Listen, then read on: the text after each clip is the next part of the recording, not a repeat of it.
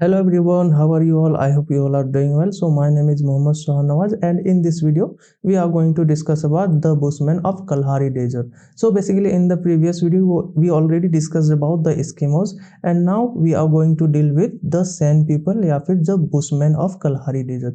अब इन्हीं को basically the Sand people भी बोला गया. अब क्यों बोला गया? क्योंकि ये जो वर्ड है द बुशमैन इनके लिए थोड़ा सा ऑफेंसिव वर्ड है. तो चलिए शुरू करते हैं इस वीडियो को. सो जो बुशमैन रहते हैं ना, ये ट्रेडिशनली दे आर हंटर और साथ साथ गैदरर्स रहते हैं और ये बेसिकली स्मॉल बैंड्स में सिचुएटेड रहते हैं. जहां भी रहेंगे ना, एक स्मॉल ग्रुप ऑफ पीपल में रहेंगे. अप्रोक्स 30 to 100 पीपल एक साथ इनका रहेगा और ये बेसिकली एक स्मॉल बैंड्स में रहेंगे. और ये जनरली जो है ना बोट्सवाना और नामीबिया और एंजोला के थोड़े से एंजोला में भी पाए जाते हैं. तो मैक्सिमम कॉन्सेंट्रेशन इनका जो है बोट्सवाना और साथ साथ नामीबिया रीजन में ज़्यादा. ये बेसिकली तीनों कंट्री है, साउदर्न अफ्रीका में कंट्री है. इनका जो कॉन्सेंट्रेशन है बुशमैन का कॉन्सेंट्रेशन इनका सदर्न अफ्रीका में ज़्यादा है. इनका जो पॉपुलेशन है ना सैंड पीपल का, या सैंड नहीं सैंड पीपल का जो पॉपुलेशन है वो अप्रोक्स 55,000 है. अकॉर्डिंग टू 2016 इनका जो पॉपुलेशन है 55,000 है. और ये basically they camp only a few weeks at one place and do hunting and gathering. So वैसे इनका जो प्राइमरी एक्टिविटी है वो हंटिंग साथ साथ गैदरिंग है. अब ये जो टर्म बुशमैन है ये बेसिकली 17th सेंचुरी में डच के द्वारा दिया गया था. इसीलिए ये जो बुशमैन पीपल रहते हैं, द सैंड पीपल रहते हैं, ये थोड़ा सा ऑफेंड करते हैं क्योंकि इनके जो रीजन है ना, ये बेसिकली डच जो सेटलर्स थे ना, ये कॉलोनाइज कर लिया था इनके रीजन और इनके खिलाफ बहुत ज़्यादा जुल्म किया था. जिसके वजह से बुशमैन इनको जो कहलाना पसंद नहीं है. इनको ये अपने आप को सैंड पीपल कहलाना ज़्यादा प्रीफर करते हैं. अब बेसिकली ना जो बोट्सवाना नामीबिया और एंजोला का रीजन है, यहाँ पे बेसिकली एक बहुत ही ज़्यादा ग्रेट डेजर्ट है जिसको हम लोग कलहारी डेजर्ट बोलते हैं. अब कलहारी डेजर्ट के साथ साथ और एक डेजर्ट है नामीबिया डेजर्ट, जिसको नामीब डेजर्ट भी बोला जाता है. अब दो डेजर्ट है. अब जो नामीब डेजर्ट है ना, यहाँ पे बेसिकली कोई भी रेनफॉल नहीं होता है. बट जो कलहारी डेजर्ट है यहाँ पे बेसिकली 10 to 25 सेंटीमीटर तक का रेनफॉल होता है. अब मैं यहाँ पे एक बात बता दूं, जो ईस्टर्न पार्ट है यानी कि इस रीजन में बेसिकली ज़्यादा बारिश होती थी है इन कंपैरिजन टू इधर.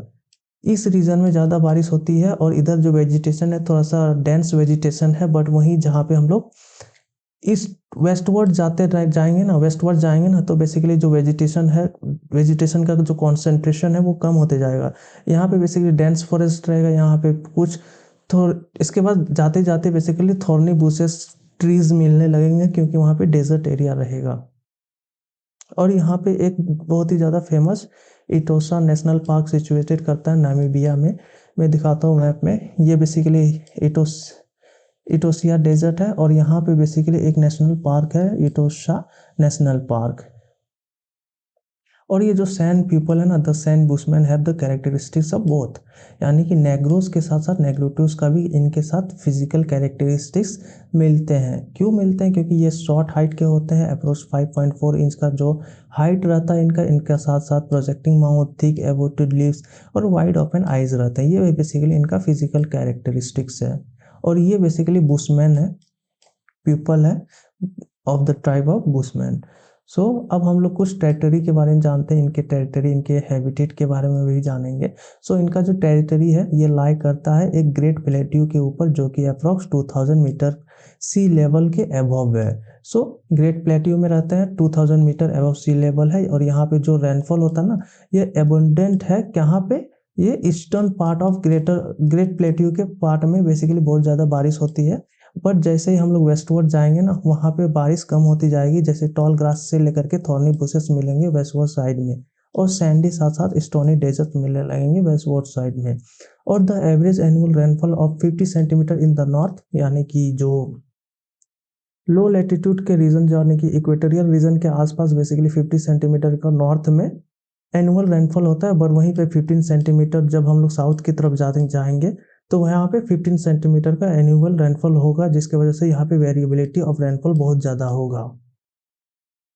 और यहाँ पे जो कल्हारी डेजर्ट में ये बेसिकली एफेमेरल स्ट्रीम्स पाया जाता है। एफेमेरल्स में बेसिकली टेम्पररी स्ट्रीम्स भी बोला जाता है, जहाँ पे कुछ ही वक्त के लिए स्ट्रीम्स बहता है। और यहाँ का जो मेजर पानी है ना, permanent water only found in depressions में पाए जाते हैं।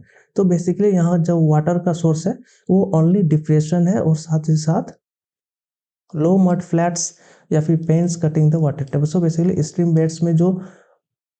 बेड्स में भी पाए जाते हैं डिप्रेशन, वहाँ पे भी वाटर अवेलेबल होता है, और साथ ही साथ ऑन लो मड फ्लैट्स और pans cutting the water table. Even in the driest part of the desert a few leguminous plants flourish. So basically यहाँ पे सेमी एरिड और एरिड रीजन है, और इसी रीजन में बेसिकली दो टाइप के मेलन्स पाए जाते हैं, जिनको बुशमैन मेलन्स भी बोला जाता है, जिनका नाम सामा और नारास है। So basically this two were the melons जो कि एसोसिएटेड है बुशमैन से। याद रखना, ये इंपॉर्टेंट फैक्ट है, सामा और नारास। अब इनके हैबिटेट की बात करें तो इनका जो हैबिटेट है, इसका बेसिकली फॉरेस्ट रीजन्स भी है, साथ ही साथ ग्रेड ग्रासलैंड्स भी है, साथ ही साथ थॉर्नी बुशेस बहुत ही ज़्यादा है।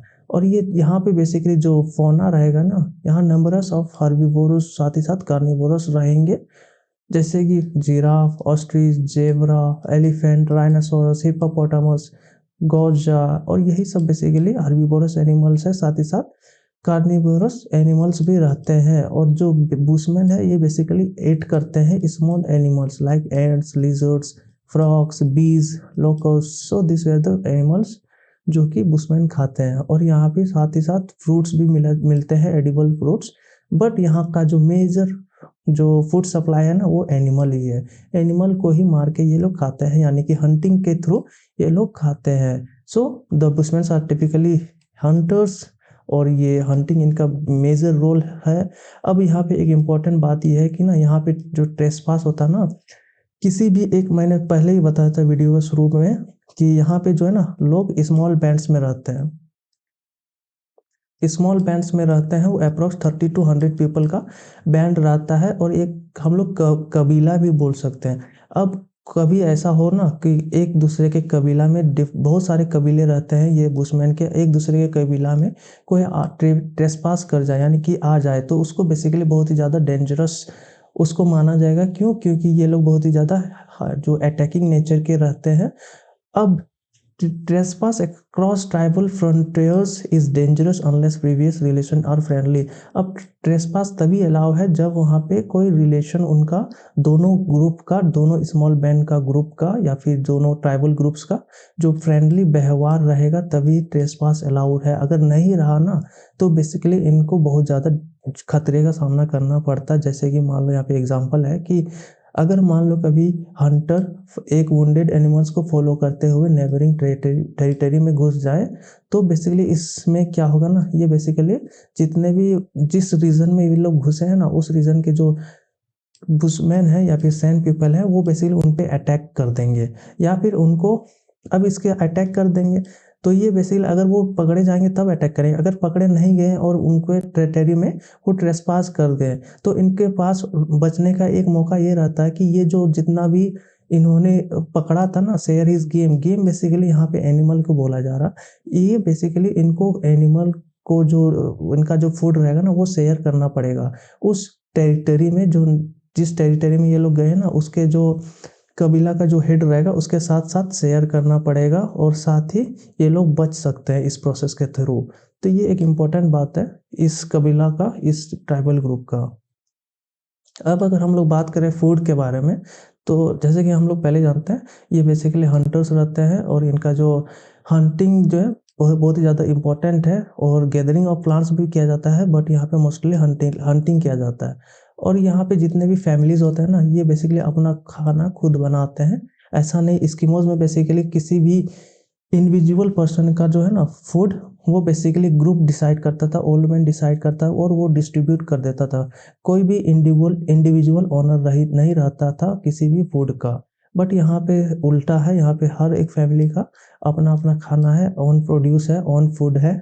और यहाँ तो जनरली जो वुमेन है ना, वो कलेक्ट करते हैं रूट्स को, बेरीज को, ग्रैप्स को, इंसेक्ट्स को, गेम लाइक टॉर्टॉइज। गेम मतलब होता है कि जो हंटेड जो एनिमल्स रहते हैं ना, उनको गेम बोला जाता है। टॉर्टॉइज को, फ्रॉक्स को, लिजर्ड्स को, फायरवुड को, वाटर को ये लोग वुमेन जनरली कलेक्ट करते हैं। और एक बुशमैन की एक खास बात होती है ना कि इन्होंने जो वाटर कलेक्ट करते हैं ना, ये जो वाटर कलेक्ट करके बेसिकली इनका ऑस्ट्रिच का जो एग रहता है ना, उसको उस सेल के अंदर ये लोग वाटर कलेक्ट करते हैं। और साथ ही साथ ड्राइड बर्ग स्टोमक, यानी कि जो हिरन है, हिरन को जो स्टोमक है उसको सुखा करके ये लोग बकेट का तरह यूज करते हैं और उसमें वाटर स्टोर करते हैं। सो इनका जो हंटिंग है ये बेसिकली वेरी करेगा सीजन के अकॉर्डिंग, साथ साथ प्रे के अकॉर्डिंग। और यूजुअली जो हंटिंग करते हैं ये जनरली मेन करते हैं एलोंग विथ हिज सन के साथ। क्यों? क्योंकि उनको ट्रेनिंग देना है कि किस तरह से हम लोग को जीवित रहना है हार्श क्लाइमेटिक कंडीशन में। और साथ ही साथ डॉग भी रहता है एक साथ ही साथ। और इनके साथ क्या रहता है? बो रहता है, पॉइजनड एरो रहता है। So basically this were the tools जो कि हंटिंग के द्वारा यूज किया जाता है, हंटिंग के दौरान यूज किया जाता है। और कुछ बुशमैन बहुत ही ज़्यादा स्किलफुल रहते हैं। स्किलफुल किस में रहते हैं? Emitting the cries of the young animal. जैसे कि कोई बुशमैन है, हंटिंग पे गया, अब बेसिकली वो कोई भी जानवर के रोते हुए जानवर की आवाज़ निकालेगा और उसी को देखते हुए, उसी को सुनते हुए बेसिकली अगल बगल जानवर रहेंगे, वो दौड़े चले आएंगे जहाँ से आवाज़ आएगी उस रीजन में। तो ये एक हंटिंग का प्रोसेस है। जैसे कि एस्किमोज में मापोक हंटिंग देखे थे हम लोग, वैसे यहाँ पे भी एक हंटिंग का प्रोसेस बताया गया है। और जो एरोस में जो पॉइजन्स रहता है ना, ये बेसिकली प्लांट जूसेस, स्नैक सैक्स और स्पाइडर्स के ड्राइड बॉडी से पाया जाता है। The arrow bye it's individual mark establish the identity of the owner. तो बेसिकली हर एक एरो में बेसिकली उसका नाम, जो ओनर का नाम लिखा हुआ रहता है। और जो एरो टिप रहता है ना, ये किससे बनता है? Leg bone of N ostrich या फिर जिराफ के बोन से में बनते हैं। बेसिकली ये लोग जो जितने भी हंटिंग करते हैं, जितने भी गेम रहता है, जितने भी हंटेड एनिमल्स रहते हैं ना, उसका बेसिकली ये लोग 100% यूटिलाइज करते हैं एज ए फूड। और जो बच जाता है वो एज ए टूल यूज करते हैं। तो अब हम लोग देखेंगे क्लोथिंग के बारे में कि इनका जो पहनावा है वो कैसा है। इनका जो पहनावा है ये बेसिकली स्कैंटी है, यानी कि ये रेयरली कपड़े पहनते हैं और बहुत ही कम पहनते हैं कपड़े। ये लोग सेमी नेकेड रहते हैं बेसिकली। और a man wears a triangular loin cloth whose point is drawn backwards between the legs, and a women wears a squarish front apron पहनते हैं। वुमेन जो है एप्रोन पहनते हैं hanging from a waist belt, while older women sometimes wear an apron at back as well and suspend it from the shoulder. So basically this were the looks या फिर जो पहनावा है, clothing styles of bushmen. But the most important item for a female race is the cloak, यानी कि clock जो है वो बहुत ही ज़्यादा इंपॉर्टेंट है। क्लॉक साथ ही साथ जो मैन है वो भी पहनते हैं। और क्लॉक को लोकल लैंग्वेज में बेसिकली क्रॉस बोला जाता है। और इस रीजन में बेसिकली बुशमैन का जो रीजन है, कलहारी डेजर्ट का जो रीजन है, यहाँ पे बेसिकली पॉलीगैमी परमिटेड है। बट जो मैक्सिमम मैरिजेस होते हैं ना वो मोनोगेमस रहते हैं, यानी कि सिर्फ एक वाइफ अलाउ है। बट यहाँ पे सेवरल वाइफ का भी कॉन्सेप्ट अलाउ है। और जो सैंड पीपल है ना, ये बहुत ही ज़्यादा फाइन पेंटर्स होते हैं, फाइन आर्टिशंस होते हैं। और ये बेसिकली केव्स और रॉक शेल्टर्स में बेसिकली अपना पेंटिंग करते हैं। ये बहुत ही ज़्यादा स्किलफुल पर्सन रहते हैं। सो आई होप कि आपको ये वीडियो समझ में आ गया होगा। अगर वीडियो में कहीं भी डाउट हो तो कमेंट सेक्शन में आप पूछ लेना, मैं डेफिनेटली रिप्लाई करूँगा। और वीडियो पसंद आए तो वीडियो को लाइक कीजिएगा, अपने दोस्तों के साथ शेयर कीजिएगा। And thanks for watching.